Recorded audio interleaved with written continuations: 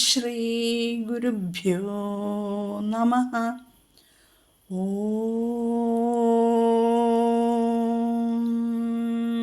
ശ്രീ പരമാത്മനേ നമഃ. ഓം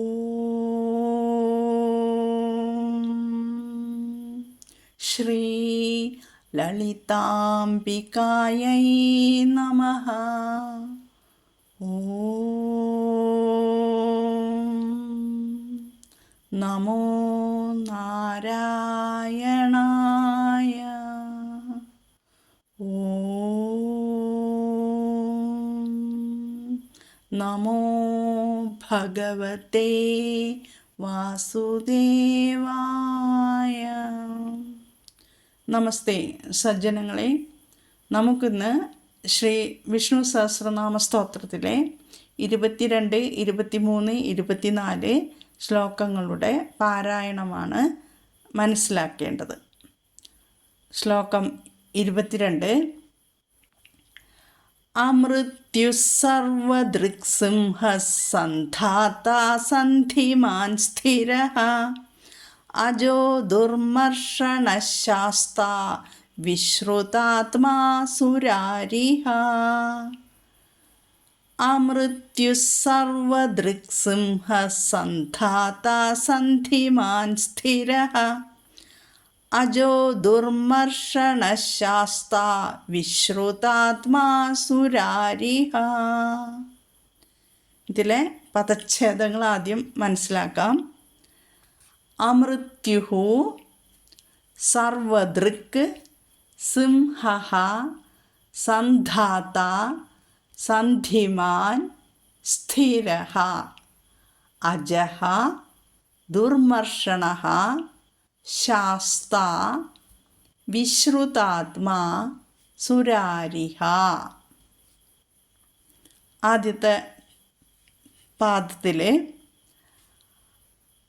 അമൃത്യുഹു സർവദൃക്, ആ രണ്ട് വാക്കുകളും കൂടി ചേർന്നിട്ട് അമൃത്യുഹു, അവിടുത്തെ വിസർഗം മാറി ശ്ലോകപാരായണം ചെയ്യുമ്പോൾ വിസർഗത്തിന് ശേഷം സർവദൃക്, അപ്പോൾ സായാണ് ആദ്യത്തെ അക്ഷരം.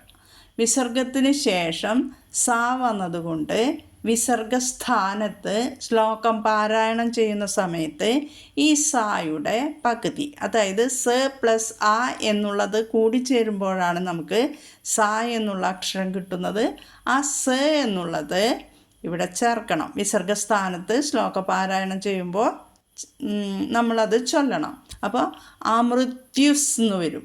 അമൃത്യുസ്, ത്യു എന്ന് പറയണം. യക്കാരുണ്ട്, തായോടുകൂടി യക്കാരവും ഉക്കാരവും കൂടുമ്പോഴാണ് അവിടെ ത്യു എന്ന് വരുന്നത്. അപ്പോൾ അമൃത്യു, അതിൽ കൂടെ വിസർഗസ്ഥാനത്ത് സ ചേർക്കുമ്പോൾ അമൃത്യു സർവദൃക് സിംഹ, അതാണ് അവിടുത്തെ സിംഹ, അതാണ് അവിടുത്തെ കൂട്ടിച്ചേർന്ന് വരിക. ഇനി സർവദൃക് സിംഹ, സിംഹ കഴിഞ്ഞിട്ട് സന്ധാത എന്ന് വരും. സന്ധാത, അവിടെയും ഇതേ നിയമം തന്നെ. വിസർഗം കഴിഞ്ഞിട്ട് സാ വന്നിരിക്കുന്നു, അതുകൊണ്ട് വിസർഗസ്ഥാനത്ത് സ ചൊല്ലണം.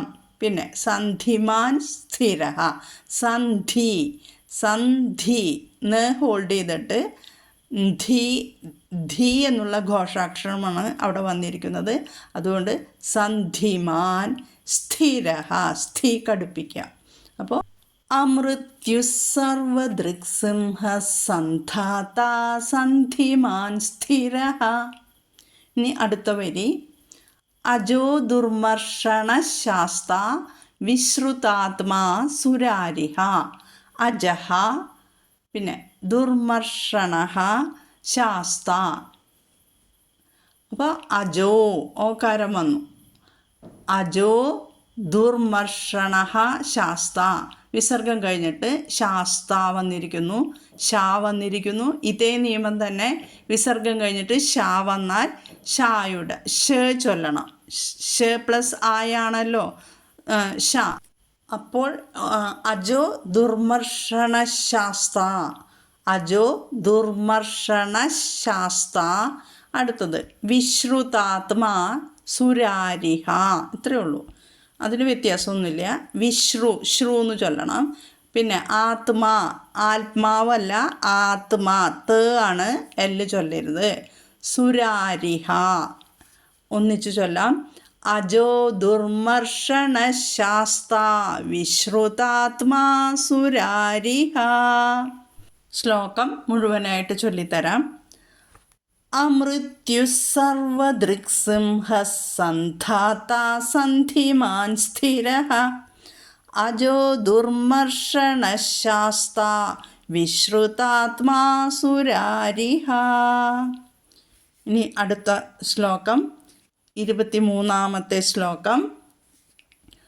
ഗുരുർഗുരുതമോ ധാമ സത്യസത്യപരാക്രമഃ നിമിഷോ നിമിഷശ്രഗ്വീ വാചസ്പതിരുതാരധീഃ.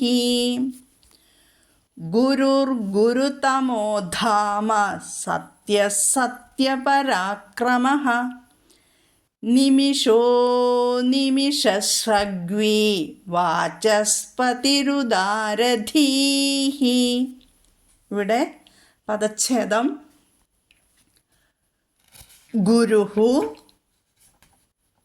ഗുരുതമഃ ധാമ സത്യഃ സത്യപരാക്രമഃ നിമിഷഃ അനിമിഷഃ സഗ്വീ വാചസ്പതിരുദാരധീഃ. അതൊന്നിച്ചാണ് പറയുന്നത് നാമായിട്ട്. ശരിക്കും അത് വാചസ്പതി വാചസ്പതിഹി ഉദാരധീഹി എന്നാണ്. പക്ഷേ നാമം വരുമ്പോൾ ഒന്നിച്ച് നമ്മളത് പറയണം. ഇനി ഇവിടെ എന്താണ് നമ്മൾ ശ്രദ്ധിക്കേണ്ടത്? ഗുരുഹു ഗുരുതമഃ. അപ്പം എന്തായി? ഗുരുഹു ഉകാരം വന്നു വിസർഗത്തിന് മുമ്പ്, വിസർഗശേഷം മൃദുവായ ഗ വന്നിരിക്കുന്നു, അതുകൊണ്ട് അവിടെ രേഭം വന്നു. ഗുരുർ ഗുരുതമോ ഓകാരം വന്നു. ധാമ ധാഘോഷം. സത്യസത്യപരാക്രമ സത്യ സത്യപരാക്രമ. അവിടെ വിസർഗം കഴിഞ്ഞിട്ട് സ വന്നതുകൊണ്ട് വിസർഗസ്ഥാനത്ത് സ ചൊല്ലാം. പുസ്തകങ്ങളിൽ ഇരട്ടിച്ചിടുന്നത് കാണാം. പക്ഷേ എളുപ്പം വിസർഗസ്ഥാനത്ത് സ ചൊല്ലുന്നതായിരിക്കും. ശക്തി കൊടുത്ത് ചൊല്ലുന്നത് ഇഷ്ടമുള്ളവർക്ക് അങ്ങനെയും ചൊല്ലാം. സത്യസത്യപരാക്രമ സത്യസത്യപരാക്രമ. ഇനി അടുത്ത വരി നിമിഷഃ അനിമിഷഃ. നിമിഷഃ അനിമിഷഃ. അപ്പോൾ അവിടെ നിമിഷഃ വിസർഗം കഴിഞ്ഞിട്ട് പിന്നെയും വിസർഗത്തിന് മുമ്പും പിമ്പും അകാരം വന്നതുകൊണ്ട്, സ്വരാക്ഷരം ആ വന്നതുകൊണ്ട് ഓകാരം വന്നു. നിമിഷോ എന്ന് വന്നു. പിന്നെ ആ അനിമിഷ എന്നുള്ളത് എന്താണ് അവിടെ ഒളിഞ്ഞു കിടക്കുന്നുണ്ട്. അത് അനിമിഷ എന്നുള്ളതാണ് നാമം എന്നുള്ളത് അറിയിക്കാൻ വേണ്ടിയിട്ടാണ് നമുക്കവിടെ പ്രശ്ലേഷ ചിഹ്നം അല്ലെങ്കിൽ അവഗ്രഹ ചിഹ്നം ഇട്ടിരിക്കുന്നത്. അപ്പോൾ നമ്മളവിടെ ഒരു മാത്ര ഒന്നും കൂടി, ഓകാരത്തിന് 2 മാത്രയുണ്ട്, പിന്നെ ഒരു മാത്രയും കൂടി നീട്ടി അവിടെ നമ്മൾ ഉച്ചരിക്കണം. അതിനാണ് ആ ചിഹ്നം അവിടെ ഇട്ടിരിക്കുന്നത്. പലർക്കും ഈ പുസ്തകങ്ങളൊക്കെ കാണുമ്പോൾ ഇതെന്ത് ചിഹ്നമാണ് എന്നൊക്കെയും സംശയം വരാം. അതുകൊണ്ടാണ് ഇത് വിശദീകരിക്കുന്നത്. 2 പദങ്ങളുടെ സന്ധിയിൽ ഉത്തരപദത്തിലെ അകാരം പൂർണ്ണവർണ്ണത്തോട് ചേർന്നതിനാൽ അതിൽ പൂർണ്ണവർണ്ണത്തോട് ചേർന്നു. അത് കാണില്ല, പക്ഷെ അത് ബോധിപ്പിക്കാൻ ചേർക്കുന്ന ചിഹ്നമാണ് പ്രശ്ലേഷം അഥവാ അവഗ്രഹം. സന്ധിയിൽ ഒരു ചിഹ്നം മറഞ്ഞു കിടക്കുന്നു എന്ന് കാണിക്കാനാണ് ഈ എഫ് എന്നല്ല, ശരിക്കും സംസ്കൃതത്തിൽ എസ് ചരിച്ചിടുക ചെയ്യാം. നമുക്ക് അത് ഇവിടെ മൊബൈലിൽ ടൈപ്പ് ചെയ്തിടാൻ ബുദ്ധിമുട്ടുള്ളത് കൊണ്ടാണ് എഫ് എന്നിടുന്നത് കേട്ടോ. അപ്പോൾ ഇത് മനസ്സിലാക്കിയുള്ളൂ. അനിമിഷഃ. പിന്നെ അനിമിഷഃ കഴിഞ്ഞിട്ട് എന്താണ്? ശ്രഗ്ഗി. അപ്പോൾ അവിടെ സ വന്നിരിക്കുന്നു വിസർഗശേഷം, അതുകൊണ്ട് വിസർഗസ്ഥാനത്ത് സ ചൊല്ലണം കേട്ടോ. പിന്നെ പിന്നെ വാചസ്പതി രുദാരതിഹി, അതങ്ങനെ തന്നെ നമ്മൾ ചൊല്ലണം. വാചസ്പതിഹി വിസർഗം ഉദാരതിഹി, അതുകൊണ്ടാണ് അവിടെ രേപം വന്നിട്ട് പ്ലസ് ഉകാരം രു വന്നത്. വാചസ്പതി രുദാരധീഹി കേട്ടോ, ശ്രദ്ധിക്കുക. അപ്പോൾ ഒന്നും കൂടി ചൊല്ലിത്തരാം. ഗുരുർ ഗുരുതമോധാമ സത്യപരാക്രമ നിമിഷോ നിമിഷശ്രഗ്വി വാചസ്പതിരുധാരതീഹി. ഇവിടെ നിമിഷോ നീ ദന്ത്യമായിട്ട് ചൊല്ലണം. ഒരു വാക്കിൻ്റെ ആദ്യാക്ഷരം നാ വന്നിട്ടുണ്ടെങ്കിൽ അവിടെ നാ ദന്ത്യമായിട്ട് ചൊല്ലണം. നിമിഷോ നീ കേട്ടോ. ദന്ത്യം എന്ന് വെച്ചാൽ ദന്തത്തിൽ നമ്മുടെ നാവ് വന്ന് മുട്ടണം, അതിനാണ് ദന്ത്യം എന്ന് പറയുക. ആദ്യാക്ഷരം നാ വന്നാൽ ദന്ത്യമായിട്ട് ചൊല്ലണം. നിമിഷോ, പിന്നത്തത് അനിമിഷയാണ്, അതുകൊണ്ട് അവിടെ ദന്ത്യമില്ല. നിമിഷാന്ന് കാണുന്നുണ്ടെങ്കിലും അവിടെ ആ നിമിഷ എന്നുള്ള വാക്കാണ് അവിടെ, നാമമാണ് അവിടെ ഉള്ളത്. അപ്പോൾ നിമിഷോ നിമിഷശ്രഗ്വി വാചസ്പതിരുദാരധീഹി. ഉദാരധീഹി, ധീ ഘോഷം കേട്ടോ. അപ്പോൾ ഒന്നും കൂടി ചൊല്ലിത്തരാം. ഗുരുർ ഗുരുതമോധാമ സത്യപരാക്രമ നിമിഷോ നിമിഷശ്രഗ്വി വാചസ്പതിരുദാരധീഹി. സ്രഗ്വി തെറ്റിക്കരുത്, ഗ്വി വകാരമുണ്ട്, ഗ പ്ലസ് വി ആണ്. സ്രഗ്വി എന്ന് തന്നെ പറയണം. വാച ച പറയണം. വാചസ്പതിരുദാരധീഹി. ഇനി അടുത്ത ശ്ലോകത്തിലേക്ക് കടക്കാം. 24-ാമത്തെ ശ്ലോകം.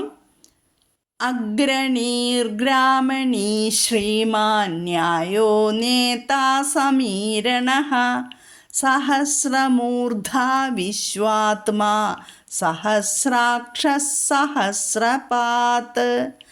അഗ്രണീർഗ്രാമണീ ശ്രീമാൻ ന്യായോ നേതാ സമീരണഃ സഹസ്രമൂർധാ വിശ്വാത്മാ സഹസ്രാക്ഷഃ സഹസ്രപാത്. ഇവിടുത്തെ പദച്ഛേദം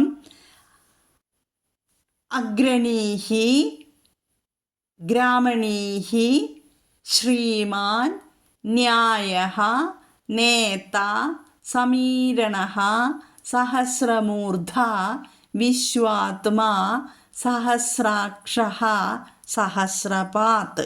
ഇതാണ് ഇതിലെ പദച്ഛേദങ്ങൾ. ഇനി അഗ്രണീഹി എന്ന് പറഞ്ഞാൽ അത് കഴിഞ്ഞിട്ട് ഗ്രാമണീഹി. അപ്പോൾ വിസർഗം ഈകാരം വന്നു, വിസർഗത്തിന് മുമ്പ് വിസർഗശേഷം മൃദുഅക്ഷരം വന്നു. അപ്പോൾ അവിടെ രേഭം ചേർന്നു. അഗ്രണീർ ഗ്രാമണി. അത് കഴിഞ്ഞിട്ട് ശ്രീമാൻ വന്നു, വിസർഗം കഴിഞ്ഞിട്ട് ഷാ വന്നു, അതുകൊണ്ട് അവിടെ ഷേ എന്ന് ചേർക്കാം. അല്ലെങ്കിൽ ഇവിടെ നമുക്ക് ശ്രീന്ന് കടുപ്പിക്കാം, കാരണം അതായിരിക്കും കൂടുതൽ ഉത്തമം. ഒന്നില്ലെങ്കിൽ ഷേ ചേർക്കാം, അല്ലെങ്കിൽ ഷാ ഇരട്ടിച്ച് ചൊല്ലാം. ഇത് രണ്ടും ഓപ്ഷൻ ഉണ്ട്, ഏതെങ്കിലും നമുക്ക് തിരഞ്ഞെടുക്കാം. ഏതാണ് ഉചിതമെന്ന് ഉണ്ടെങ്കിൽ അത് ചൊല്ലുക. എളുപ്പം ഏതാണോ ഓരോരുത്തർക്കും എന്ന് വെച്ചാൽ അത് ചൊല്ലുക. അഗ്രണീർ ഗ്രാമണീ ശ്രീമാൻ ന്യായോ നേതാ സമീരണഃ. ഇവിടെ ന്യായോ നായാണ് വന്നിരിക്കുന്നത്. ഞാനിപ്പോൾ തന്നെ പറഞ്ഞു തന്നു, നായ് എന്നുള്ളത് ആദ്യാക്ഷരം ഒരു വാക്കിൻ്റെ വന്നിട്ടുണ്ടെങ്കിൽ അത് ദന്ത്യമായിട്ട് ചൊല്ലണമെന്ന്. ദന്ത്യം എന്ന് പറഞ്ഞാൽ ദന്തത്തിൽ, അതായത് പല്ലിൽ മുകളിലെ പല്ലുമ്മ നമ്മുടെ നാവ് വന്ന് മുട്ടുന്നതിനെയാണ് ദന്ത്യം എന്ന് പറയുന്നത്. ഇനി നായ എന്നുള്ള അക്ഷരം വത്സ്യമായിട്ടും നമുക്ക് ചൊല്ലാം. അതായത് വത്സം എന്ന് വെച്ചാൽ ഊനിൽ നമ്മുടെ നാവ് മുട്ടുക, പല്ലുമ്മ തൊടാതെ ആന ന എന്ന് പറയുന്ന ആന, അത് വത്സ്യമായിട്ടും നായെ ചൊല്ലാം. അത് ഒരു വാക്കിലെ രണ്ടാമത്തെ അക്ഷരമോ അവസാനത്തെ ഇടയ്ക്ക് എടുക്കുന്ന അക്ഷരങ്ങളൊക്കെയാണ് ചൊല്ലുക. പക്ഷെ ഇവിടെ ന്യായോ എന്നാണ് പറയുക. യകാരത്തിന് മുമ്പ് നാ വന്നാൽ നാ ദന്ത്യമായിട്ട് ഉച്ചരിക്കില്ല, വത്സ്യമായിട്ടാണ് ഉച്ചരിക്കുക. അതും ശ്രദ്ധിക്കുക. ഈ ന്യായോ എന്നുള്ള വാക്ക് അതുകൊണ്ട് ന്യാ എന്നാണ് പറയുക, ദന്ത്യമായിട്ടല്ല. ന്യായോ നേത, നേതായിലെ നാ ദന്ത്യമായിട്ട് ചൊല്ലണം. നേത, നേത എന്ന് ചൊല്ലരുത്, നേത. സമീരണ, അവിടെ വേറെ വിഷമങ്ങളൊന്നുമില്ല. അഗ്രണീർ ഗ്രാമണീ ശ്രീമാൻ ന്യായോ നേത സമീരണ. സഹസ്രമൂർധ വിശ്വാത്മാ സഹസ്രാക്ഷസഹസ്രപാത്. സഹസ്രമൂർധ വിശ്വാത്മാ സഹസ്രാക്ഷസഹസ്രപാത്. അപ്പോൾ സഹസ്രമൂർധ ഘോഷമായിട്ട് ചൊല്ലുക. വിശ്വാത്മാ ത് പറയണം, ആത്മാവെന്ന് എല്ല് ചൊല്ലരുത്. വിശ്വാത്മാ സഹസ്രാക്ഷസ്, അവിടെ വിസർഗം കഴിഞ്ഞിട്ട് സ ചൊല്ലണം. സഹസ്രാക്ഷസ് സഹസ്രപാത്, വിസർഗം കഴിഞ്ഞിട്ട് സാ വന്നതുകൊണ്ട് സാ ഇരട്ടിക്കാം, അല്ലെങ്കിൽ സ വിസർഗസ്ഥാനത്ത് ചൊല്ലണം. ഒന്നും കൂടി ചൊല്ലിത്തരാം. അഗ്രണീർ ഗ്രാമണീ ശ്രീമാൻ ന്യായോ നേതാ സമീരണ. സഹസ്രമൂർധ വിശ്വാത്മാ സഹസ്രാക്ഷസഹസ്രപാത്. ഓം ശ്രീ ഗുരുഭ്യോ നമഃ. ഹരി ഓം. എല്ലാവർക്കും ഈ ശ്ലോകങ്ങൾ മനസ്സിലായെന്ന് വിശ്വസിക്കുന്നു. ശ്രീരാമ രാമ രാമേതി രമേ രാമേ മനോരമേ സഹസ്രനാമ തത്തുല്യം രാമനാമവരാനനേ. ശ്രീരാമനാമവരാനന ഓം നമ ഇതി. ഓം ശ്രീ ഗുരുഭ്യോ നമഃ. ഹരി ഓം. ഓം തത്സത്ത്. എല്ലാവർക്കും ജഗദീശ്വരൻ്റെ കൃപാകടാക്ഷം ലഭിക്കുവാൻ പ്രാർത്ഥിക്കുന്നു. ഓം ശ്രീ ഗുരുഭ്യോ നമഃ. ഹരി ഓം. ഓം തത്സത്ത്.